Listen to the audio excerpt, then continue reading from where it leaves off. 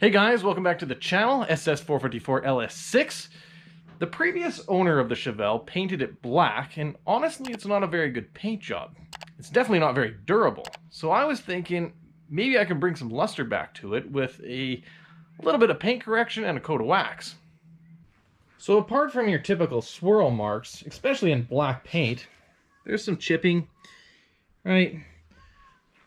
But there's also some scratches, some far worse than others. Furthermore, the car has quite a lot of orange peel, particularly in this area right here. Now, I don't know if you can see this, but obviously with different lighting, it looks better or looks worse. But this is definitely our worst spot on the car. It's not so bad on the doors or the hood, and the trunk lid is actually pretty good. So I think if I do a little bit of wet sanding on the car, I should be able to get a better result, assuming I don't blow through the clear coat or the paint itself, because I have no idea how thick those layers are. So I think what I'm going to have to do is perhaps a test area just to check that out, and then we'll see if we can do it. But the first thing I need to do is give this car a preliminary wash, so I don't add more scratches to the paint itself.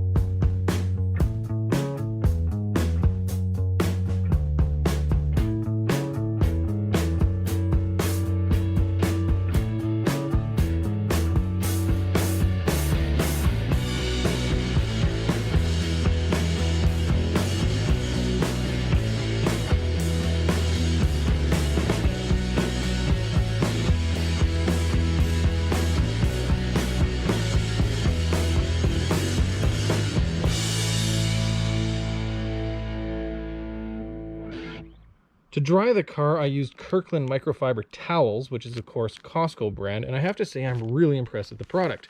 As you can see, 36 towels come in a bag. I think I paid less than $30 Canadian, so it's less than $1 a towel.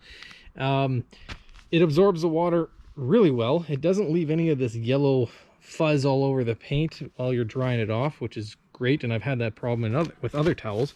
It's not the largest towel you ever see, but it does a great job, and honestly, for the value, it's a great bang for the buck. I'll leave a link in the description, so if you choose to try it out yourself, click the link. But yes, highly recommended. So now that it's cleaning out in the sun a little bit, maybe you can see some of these scratches a little better. Plus, maybe you can see this orange peel that's up on this upper fender. There's also a scratch there, and a bunch of scratches in here along the door, so I'm hoping that with a little paint correction I can get these out. I'm going to start with a test area, which is going to be right down in here. This lower portion has like a rougher paint finish to it. It's not quite a rhino lining or anything, but it's definitely a textured finish, so I'm not going to be touching that. So I'm going to focus on this section right here. To sand this down, I'm going to use 3M's 2000 grit sandpaper. Obviously, it's a wet dry. Most people are probably going to say I should start with a 1500, but this is what they had at the store. Otherwise it was 1,000, which I feel is too aggressive. And from what I've been told is you start with the least aggressive materials as you can, and at least see how that works before you go to something more aggressive. I also picked up this 3M sanding block, but after I bought it, someone told me that this might be too firm, and especially for contoured surfaces, which I guess I can see that what he's talking about. So I did a little bit of reading, and someone said that you can use like a magic eraser. It's soft enough, but I'm like, okay. I don't have anything other than that to try right now, so I think I'm going to give this a shot and see how this goes. So I'm going to tape it off and we'll get to sanding.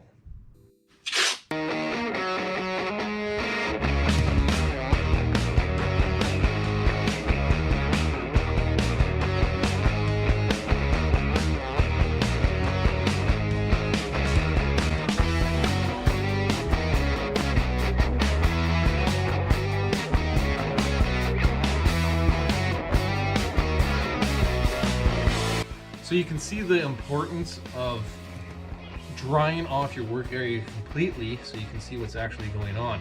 I seem to be decent here, but I need work in here, over here, and also down in this area. So wet, sand, dry, repeat.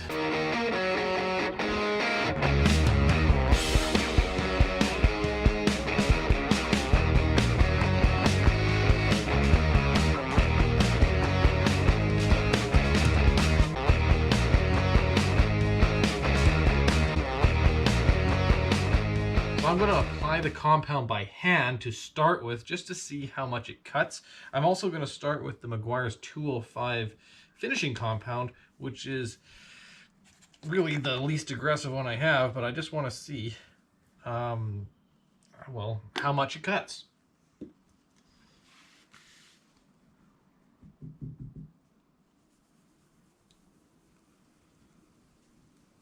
It doesn't seem like it's cutting much at all. To the 105 we go.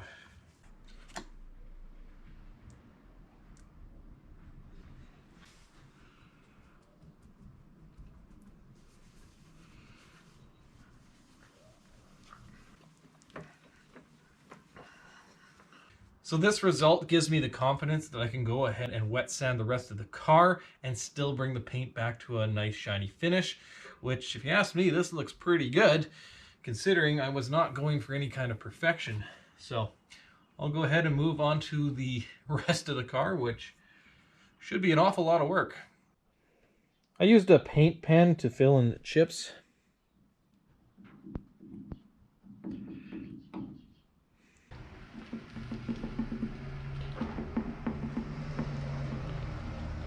So I went down to Napa and I picked up this 3M Stick It soft hand pad. It's foam, it's flexible, it's not very thick, but I'm hoping this is going to be a little bit better for sanding the contours of the Chevelle.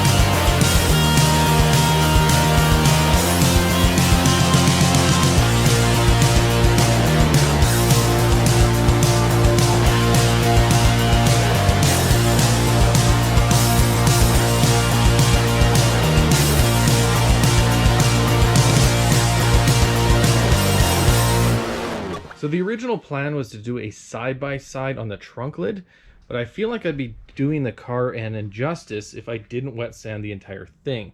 So I'm going to show kind of a before and after on the trunk lid, and you can see what it looks like in the sunlight as well as in the shade. And there's quite a lot of swirls and you know, tiny little scratches, but this is probably the nicest panel on the car, so this should probably, you know, have the least amount of improvement.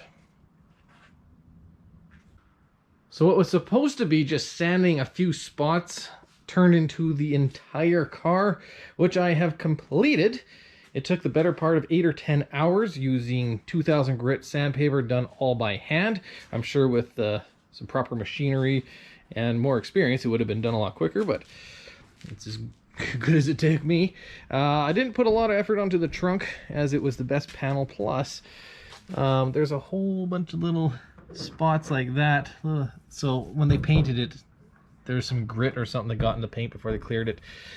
Again, not the greatest paint job, but it is done, and now I can go ahead and do a thorough washing and get all this clear coat residue out of it, and we'll go ahead and start the polishing process. I also threw on the 295 Mickey Thompson street tires because when this is all said and done, I kind of think I'll take a few pictures of it because I don't think it'll ever look as good ever again, assuming this scratch has come out. So if you guys want to see that, check out the next video, subscribe, hit the like button, and thanks for watching.